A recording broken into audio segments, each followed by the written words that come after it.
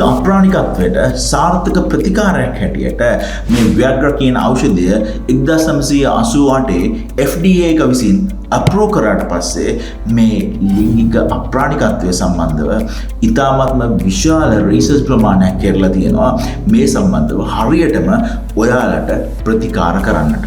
විශේෂයෙන්ම කිව්වොත් මේ Viagra කියන ඖෂධය මිලිග්‍රෑම් 25 මිලිග්‍රෑම් 50 මිලිග්‍රෑම් 100 මේකෙන් ඉස්සලම භාවිතා කරන්න ඕන කුමන මාත්‍රාවද? මේක භාවිතා කරන්න කලින් ඔයා දැනගන්න ඕන කරුණු මොනවාද? විශේෂයෙන්ම මේකේ තියෙන side effects මොනවාද? මේකෙන් තියෙන long term problems මොනවාද කියලා අද වීඩියෝ එකෙන් මම ඔයාලව දැනුවත් කරන්න බලාපොරොත්තු වෙනවා.